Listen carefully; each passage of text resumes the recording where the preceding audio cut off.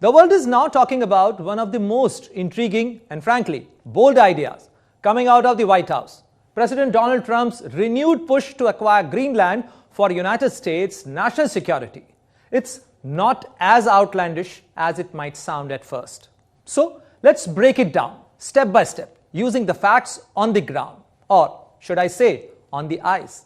First off, President Donald Trump has been crystal clear. Just this week, aboard Air Force One, he told reporters, and I quote, "We need Greenland from the standpoint of national security." He emphasized that Greenland is so strategic right now, pointing towards Russian and Chinese ships, whom he termed as all over the place in the Arctic region.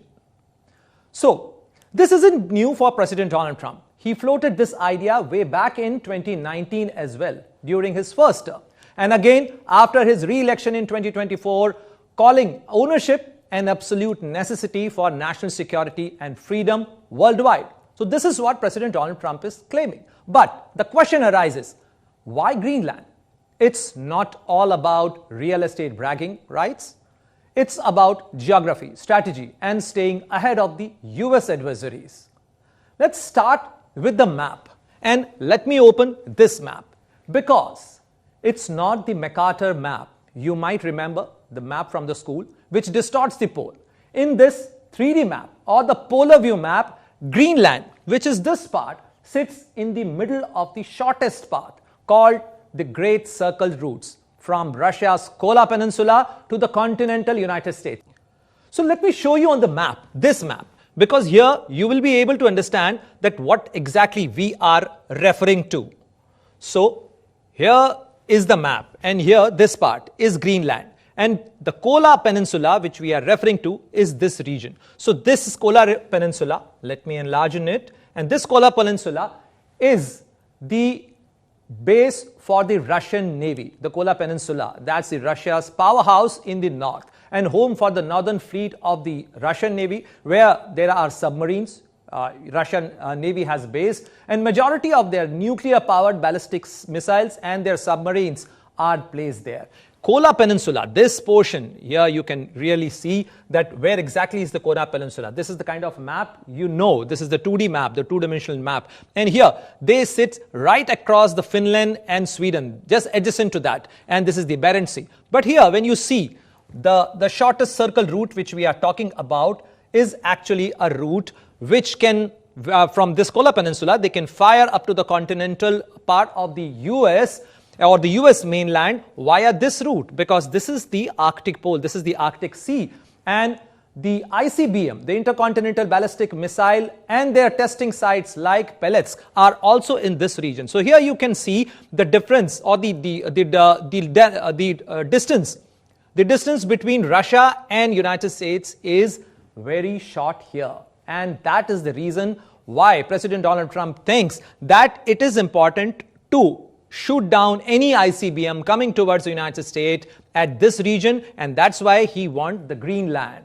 And that is the strategic exchange. And if there is any strategic exchange, God forbid, between Washington and Moscow, those ballistic missiles or the bombs would arc right over Greenland. So if Russia has to fire an intercontinental ballistic missile, that missile will traverse through this area, and with the flight path would be this. And therefore, if the US Air Force is there and US has stationed their military personnel there in Greenland, I'll show you those pictures as well. And this base in Greenland, the US military base, is commanded by the US Aerospace Command. And you can very well understand that the significance of US Aerospace Command being stationed here to kill any ICBM, intercontinental ballistic missile, because this is the route, this is the short circle route which can be used by the Russians or by any adversary of the United States. And therefore, to kill any such threat, President Donald Trump thinks that Greenland, if it comes with US, this will be very important. And that's where the interception comes. The best shot at stopping a ballistic missile is during its mid-course phase and at its highest point, which is called the apogee, when it is moving slowest. When a missile is fired, then it goes like this, and the projectile in the phase in which it is moving slowly, which is called the apogee phase, then it can be it can be shot down, and that is the best chance. And positioning defenses right below the path. So if a missile is traveling this path, then it would be in its mid path somewhere here, and it would be flying over Greenland, and that is the best chance to kill that missile. And that's why President Donald Trump thinks that if US military is based here, then United States military will be having the best chance to kill any ICBM. And the US isn't starting from scratch here. We already have a key asset, a Pituffik Space Base, formerly known as Thule Air Base in the northwest Greenland. And you will see these pictures. Recently, US Vice President J.D. Vance visited Greenland along with the Second Lady Usha Vance, and he was greeted by the US military personnel there. You can see here the US Air Force. So the US military personnel, those who are stationed in Greenland, they are already there. So US has a base, but US want absolute control of the Greenland. And this is the northernmost military installation of the United States, operated by the US Space Force Command since 2020, and with about 150 to 200 military personnel stationed in Greenland. It's equipped with advanced radars for missile warning, defenses, and space surveillance, tracking potential ICBMs from Russia and even monitoring satellites. Plus, it's got the world's northernmost deep water port and an active airfield, crucial for watching the entire region, that strategic choke point where Russian submarines might slip into Atlantic. And that's why for the gatekeeping of that Atlantic Ocean, US needs Greenland. And that is the reason why President Donald Trump is saying that for the national security, we want Greenland. But it's not just about Russia. The Arctic is heating up. Literally, climate change is melting the ice, and you can see here the ice is melting in the Arctic region. This is opening up new routes, new paths, and opening the Northern Sea route faster than ever. This Northern Sea route is considered as the fastest route as compared to the Suez Canal as well. And the Chinese cargo ships are already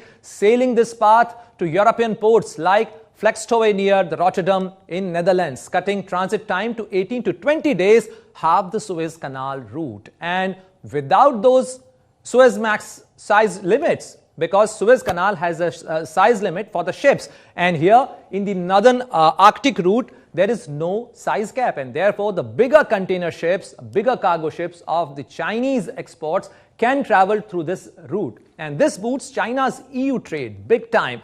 And where commerce goes, military follows. China, calling itself a near-Arctic state, has sent research submarines under the ice already and raising alarms about future military submarines venturing into North Atlantic. And that is also one of the key reasons and key fears for US military and President Donald Trump. They are building nuclear-powered icebreakers and partnering with Russia on patrol, like the joint ones we saw in the Bering Sea last year. Greenland's northeast coast hits two birds with one stone for the US security, defending against Russian threat and keeping tabs on the Chinese Arctic push. Add in Greenland's vast mineral resource like rare earth minerals, critical for technology and defenses, and you see why Donald Trump says Denmark is not going to be able to do it alone, because US has that technological prowess. Denmark and Greenland have pushed back, saying it's not for sale and could even end NATO if forced. So this is the kind of warning coming from Denmark and its Prime Minister Mette Frederiksen. But the White House is relentless. The White House even mentioned the military as always an option, though that's raised eyebrows across Europe, because that is going to spark another competition and another challenge for the EU and US collaboration. So there you have it. Greenland isn't just about ice and forts. This is frontline in modern great power competition. President Donald Trump's assertion, it's rooted in cold, hard strategy.